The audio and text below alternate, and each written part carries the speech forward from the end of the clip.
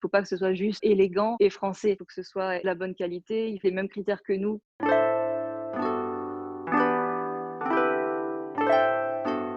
Bienvenue sur Qu'est-ce que la mode? Le podcast qui pose cette unique question et nous invite à de multiples discussions. Je m'appelle Elsie Pommier et je suis designer de l'individu. Cette émission est mon moyen d'étudier ce vêtement qui nous habille et j'en profite pour faire connaître les métiers qui font l'habit. Chaque lundi, retrouvez Audrey Millet, historienne, et moi-même pour un instant culture. Et les vendredis, une interview d'un acteur de la mode. Le podcast est disponible sur toutes les plateformes. Abonnez-vous pour rester informé et partagez votre avis. Habillé, habilleur, bonne écoute.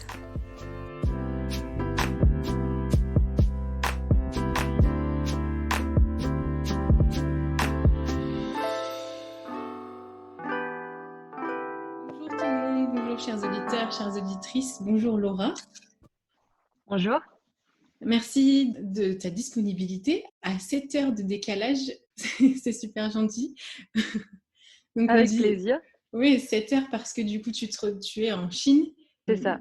Donc Laura Curie, on s'est rencontrés via Instagram et j'ai découvert donc ta marque aussi et cet univers. Tu produis sur commande, tout ça, puis je me suis dit, mais ce serait intéressant de te poser quelques questions. Mais avant, justement, qui es-tu ? Ça marche. Merci de m'accueillir sur ton podcast, Elsie. Alors, je suis Laura Curé, je viens de Montélimar. J'ai étudié à Lyon jusqu'en 2015 et ensuite je suis partie en échange à Shanghai, donc août 2015, parce que j'apprenais le chinois. Je fais 1 an. Ensuite, j'ai décidé de rester parce que je suis tombée amoureuse de la ville et du rythme, surtout.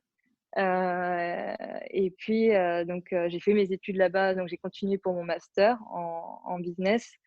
Et en parallèle, j'ai créé la marque Papa Rousseau. Donc en fait, cette marque, c'est un rêve d'enfant, un rêve d'ado que j'avais en tête depuis l'âge de 14-15 ans. Et je faisais des vêtements, des robes. J'apprenais la couture à Montélimar. Ensuite, j'ai pris des cours de dessin.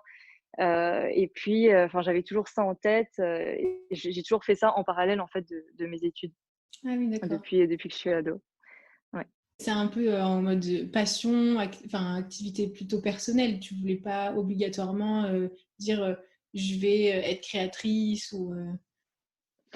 Au début, ça a toujours été dans un coin de ma tête, mais je ne savais pas vraiment comment. Et puis, j'avais aussi envie d'apprendre les langues. J'avais envie d'apprendre à parler anglais. Ensuite, j'étais attirée par l'Asie, par le commerce. Donc, j'avais beaucoup de morceaux, j'avais beaucoup de rêves dans ma tête et il fallait que je les colle ensemble, disons. Euh, et puis, donc ensuite, ça m'a amenée en Chine. Et puis j'ai découvert tous les marchés de tissus.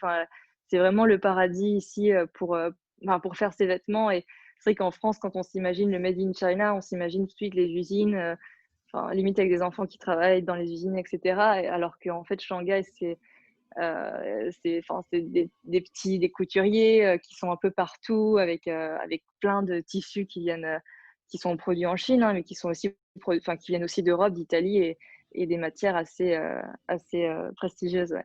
Donc Ouais, il c'est y avait de énorme. quoi faire et donc c'est là que mon rêve, tout s'est fait naturellement en fait ici. J'ai commencé à faire pour moi, ensuite pour mes amis et ensuite en 2018 j'ai ouvert une entreprise, une OUFI, ça s'appelle en Chine. Ah ouais, tu es en train de me rappeler des souvenirs. Je me rappelle de ces marchés justement de tissus où, mais Ouais, vraiment, c'était magnifique. Alors, il y avait vraiment tout ce que tu voulais. Puis là, à chaque coin, il y tout. avait derrière un tas de tissus, enfin de rouleaux, tu avais une petite dame qui était avec sa machine à coudre, mais d'une vitesse folle. Ouais, Qui cousait. Et puis elle avait son petit dessin à côté. Je dis, mais et elle n'était pas toute seule, quoi. C'est impressionnant, ce savoir-faire ouais, qu'il y a. ouais, c'est impressionnant. Ouais. Ils Et travaillent du coup, beaucoup, ouais. ouais, et du coup, t'es allé à leur rencontre, en fait. C'est ça qui t'a un peu réveillé ton rêve, justement, d'enfant. Ouais, bah ouais, en fait, il y avait tellement de choses à faire, ouais, c'est un peu, c'est la caverne d'Ali Baba, il y avait tout ce qu'on peut trouver, les boutons, les fils, tout, il y avait tout, donc tout était à portée de main. Enfin, les Chinois, les couturiers, ils étaient enfin, vraiment tous accueillants, tous gentils. C'est une bonne ambiance, quoi. Quand on va Mmh. là-bas, je me sens un peu chez moi, enfin, maintenant, quand je vais dans ces petits stores, justement. Du coup, comment tu as osé lancer en fait une marque? Parce que tu disais que tu avais commencé d'abord pour toi, pour les amis, c'est assez informel. Mais maintenant, Bah, parce qu'en fait, au début, je produisais quand même beaucoup. Enfin, je me suis mise à produire tous les mois, en fait, et à un moment donné, je me suis retrouvée avec des collections, enfin pas des grandes collections bien sûr, mais je faisais tellement de vêtements qu'à la fin je me disais: «Bon bah ça pourrait faire des capsules», et donc c'est comme ça que je me suis dit: «Bon bah je vais créer des petites capsules comme ça, enfin capsules d'été, capsules d'hiver», et puis ensuite, je me suis dit: «Bon bah pourquoi pas faire un petit», enfin on vend beaucoup sur WeChat. WeChat je sais pas si on pourrait le comparer comme Messenger Facebook, mais c'est un outil assez puissant pour le commerce, et où on partage tout, où tu vois, on discute avec des amis et on fait beaucoup de commerce sur l'application, mmh, et donc c'est comme ça que je me suis lancée, c'était sur cette application enfin avec enfin au début, j'ai commencé avec mes amis qui portaient mes vêtements, à prendre des photos par-ci par-là, et ensuite j'ai commencé à le faire avec des photographes, j'ai commencé à payer des gens plus professionnels qui m'aident à faire mes contenus, et puis voilà, je vois que ça plaît de plus en plus. Après, c'est encore, à une échelle petite, hein, ce que je fais, mais bon, c'est mon rêve qui commence, quoi, qui s'est réalisé, entre autres. mmh, ouais, parce que du coup, tout ça, tu le faisais en parallèle des études et de ensuite, enfin voilà, de Ouais, ton activité au quotidien, quoi? exactement. En fait, j'ai réussi à faire ça parce que je donnais des cours de français en plus, donc, de mes études. Je donnais des cours de français, et puis je sais pas, à chaque mois, je me faisais 150 €, et Ouais. les sous, enfin, ils passaient, genre je me faisais, hop, 2 pièces, enfin chaque mois, je me faisais quelques pièces, et ça a commencé comme ça, en fait, avec mes cours, les petits boulots qui m'ont aidé à faire, quoi. Mmh. Et qu'est-ce que justement, qu'est-ce que la mode de Papa Rousseau? Alors, la mode Papa Rousseau, enfin moi, pour moi, quand, j'ai créé cette marque, c'était aussi au moment où je commençais à travailler, donc à tout enfin, et qu'il fallait bien que je m'habille pour aller à mes stages, et cetera, et je savais jamais quoi mettre, et donc du coup, j'ai commencé en fait par dessiner les premiers blazers. Donc ce qu'il y a aussi sur mon compte Instagram, le blazer beige, c'est vraiment la première capsule avec laquelle j'ai commencé, et ça correspond à la femme, la jeune fille, la jeune femme moderne qui rentre dans le monde du travail et qui veut être élégante, mais en même temps, chic, et que ça soit des vêtements assez confortables pour aller travailler. Donc voilà, c'est vraiment la businesswoman, et après c'est un style élégant, avec des matières, assez spéciales. Enfin, quand je dis spéciales, c'est que j'aime bien mélanger les matières. Beaucoup de soie, parce qu'on a beaucoup de soie en Chine, donc c'est de la soie, de la laine, du cuir, donc de la dentelle, c'est des mélanges de matières comme ça qui rend la femme belle et élégante, quoi. Mmh. Et niveau code, justement, comme j'ai été en Chine, je me suis dit, ouais, on dit qu'on est français, tout de suite on est waouh, ah, la mode, les vêtements, tout ça. Et puis on a des codes aussi, on se rend pas compte, mais on a une vraie manière complètement différente et de voir aussi le vêtement. Comment ça insuffle aussi? Comment ça s'insuffle chez Papa Rousseau? Et comment c'est perçu aussi? Alors tu veux dire le style français en Chine? Ouais, ouais, parce que quand tu parles de blazer, tu parles et je vois ta collection, c'est vrai qu'elle est très, style européen. C'est assez bien perçu, enfin, il y a beaucoup quand même de marques européennes. Bien sûr, il y a les marques chinoises qui sont en train de monter. Il y a de plus en plus de designers qui ont leur propre griffe en Chine, et c'est vrai que le style est différent. Mais le style français reste toujours, un style à part pour les Chinois, et ils sont très, enfin, ils admirent beaucoup encore. Alors maintenant, enfin, il y a beaucoup de gens qui disent: «Ah mais la French touch, c'est fini, et cetera». Donc c'est vrai que il faut quand même donner quelque chose d'autre aux consommateurs chinois, parce que tu peux plus vendre un truc en disant que c'est une marque française, par exemple, tu vois? Je sais pas comment expliquer, mais c'est, il y a beaucoup de travail, enfin, comment dire? D'image de marque à travailler, alors qu'il y a 10 ans, tu vois, quand tu disais: «Ah bah, je suis une marque française, j'ai un peu tout gagné». Là, il y a quand même plus de travail pour attirer le cœur des Chinois, quoi. Mmh. Même si c'est un style français, il faut, heu, il faut parler aux Chinois, et il faut, comment dire? il faut aussi s'adapter à la culture et essayer d'avoir, cette culture chinoise, enfin, d'avoir la culture française bien sûr, mais de l'associer à la culture chinoise. Donc j'ai encore du travail pour ça, parce qu'il faut, ouais, il faut vraiment que ce soit associé à leur mindset aussi. Et c'est quoi justement ce mindset qui est différent, qui diffère? Bah, je sais pas si c'est vraiment différent de la France. Enfin, après pour eux, c'est vraiment, comment je peux expliquer cette partie? Hem Après, enfin, par exemple, les marques, tout ce qui est Chanel, Dior, et cetera, les grandes marques françaises, elles marchent beaucoup pour les Chinois, mais pour les millennials, par exemple, ils vont vouloir se pencher plus vers des marques nouvelles, des marques, éco-friendly aussi, parce que, bon, les Chinois sont de plus en plus touchés par l'environnement, et donc tout ça, c'est important. Il y a beaucoup de critères qui rentrent en jeu maintenant. Il faut pas que ce soit juste, élégant et français. Il faut que ce soit, de la bonne qualité, il faut que ce soit unique. Enfin, il y a aussi les mêmes critères que nous, comme en France, où, enfin, je pense que la France se rend pas compte que la Chine est en train enfin oui, de faire beaucoup d'efforts pour tout ce qui est écologie, et cetera, et Mm. qui nous rattrape même, je pense, de ce côté-là.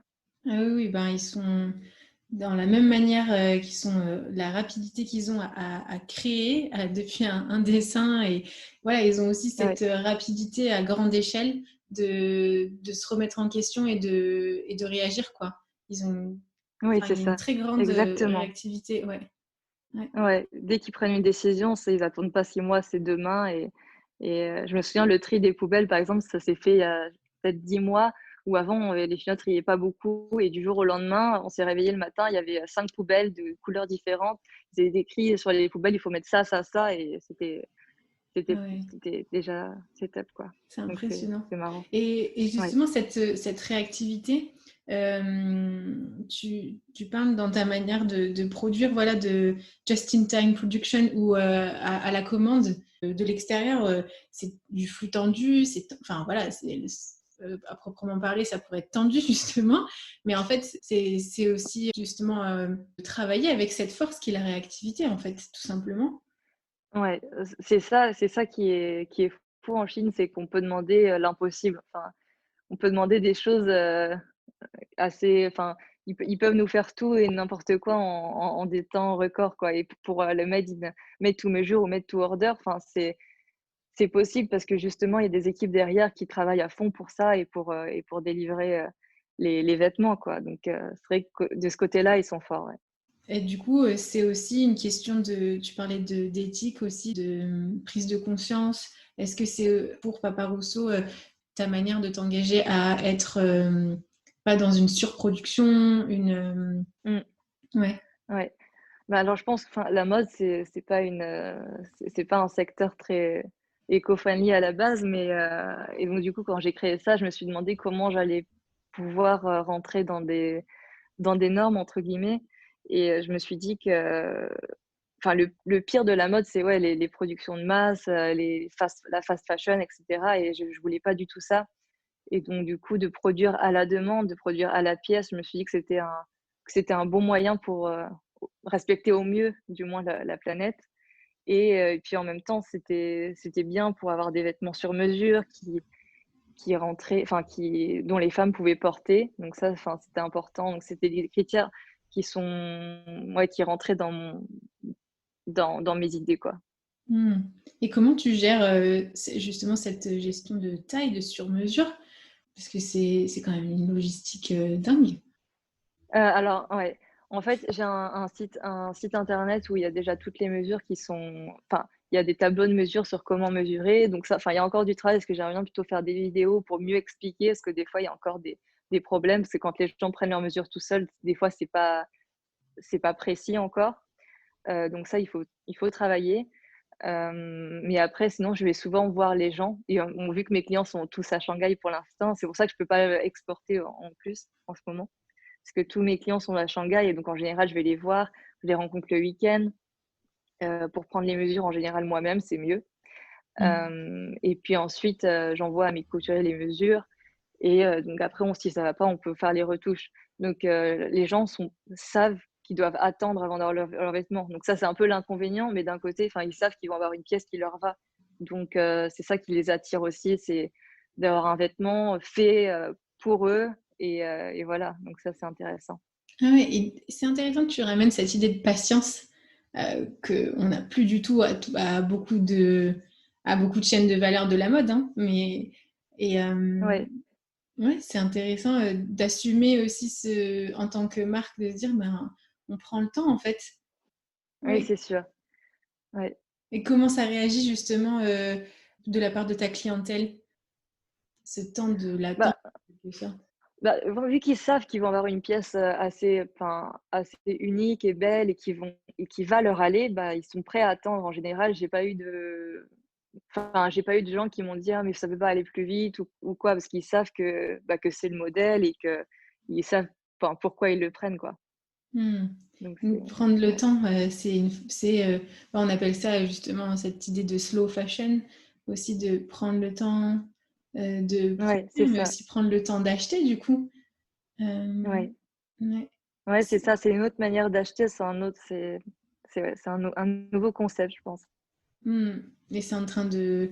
Puis justement, comme on disait, il y a cette réactivité en Chine, enfin, dans la production, il y a moyen justement de pouvoir continuer ce sur-mesure. Et je trouve que, enfin, dans ta manière de faire, c'est une forme d'apprentissage en fait.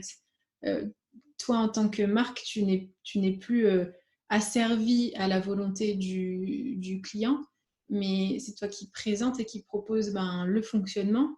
Et en fait, le Ouais. client redevient, enfin, comment dire, oui, juste client et plus donneur d'ordre. Ouais. Ouais, ouais, après vu que c'est sur mesure, c'est quand même assez spécifique donc c'est ouais, non, c'est intéressant. Ouais, non mais j'aime beaucoup parce qu'on entend peu parler en tout cas de cette idée de patience et de prendre son temps dans l'achat et dans la production et c'est vraiment bien de pouvoir l'assumer. En tout cas, il y a une belle suite, je pense, pour cette marque et pour cette démarche comme ça. J'espère. C'est dur de rester patient, mais en tout cas, je Ouais, t'encourage. Ouais. ouais. Et une petite dernière question, quelles sont tes sources d'inspiration aussi? Comment tu crées? Comment je crée? Alors je pense avec, tout ce qui m'entoure, donc en Chine, ça va être la culture chinoise, ça va être, quand je marche dans la rue. Je pense le fait d'être dans un autre pays aussi, ça donne beaucoup d'idées, ça ouvre l'esprit beaucoup. Après bien sûr, il y a toujours les marques françaises qui m'inspirent, ça reste ma culture aussi donc je regarde aussi beaucoup ce qui se passe en France, même si j'y suis plus. Ça m'inspire quand même, quoi. Mm. Ouais, la ligne et les matières, euh, Ouais. les découpes aussi. Le savoir-faire, C'est vrai. l'élégance, tout ça, quoi. Enfin, même quand je parle des marques françaises, c'est même les vieilles marques, les choses comme ça. Enfin, tout me m'inspire, quoi. Il y a de quoi être inspiré, en tout cas, surtout à Shanghai. C'est une ville infinie, on pourrait dire. Ouais, Ouais. ouais, c'est sûr. Avec Mm. les grands buildings, et cetera, ouais. Les couleurs, tu parlais de rythme, tu parlais de ce mode de vie. C'est vraiment une autre façon de vivre, quoi. Ouais, ouais, Ouais. c'est clair, c'est clair. En tout cas, merci beaucoup de nous avoir ouvert à justement à la Chine, voir aussi la mode différemment, une mode justement une mode patiente Ouais, et que c'est c'est le possible. mot. Ouais, c'est ça. Et c'est possible partout en fait. Et que ce mouvement en fait, Oui, il prend aussi partout et ça fait du bien de casser des clichés aussi. ouais, c'est vrai. Ouais, et de dire, ben voilà, il y a du beau partout et on peut continuer de créer et produire avec plaisir, quoi, et en équipe. Ouais, c'est ça, avec plaisir, ouais. Ouais. C'est ça le mot-clé. Bah, merci beaucoup en tout cas, Laura. Allez Merci Elsie. visiter son Instagram. Donc, tu peux redonner peut-être le nom de Oui, ta page. la page c'est paparousseau du bas fashion. Et j'ai un site internet aussi, mais du coup on peut le trouver sur ma page Instagram aussi. Ouais, je le mettrai de toute façon en lien dans la description du podcast, de l'épisode. Et, et n'hésitez pas à la contacter. En tout cas, si vous êtes en Chine, c'est facile de se retrouver aussi. Oui, Et, je donnerai mon WeChat. Voilà, c'est ça. Il y a tout se passe sur WeChat. C'est ça. Merci beaucoup. Merci beaucoup, Elsie.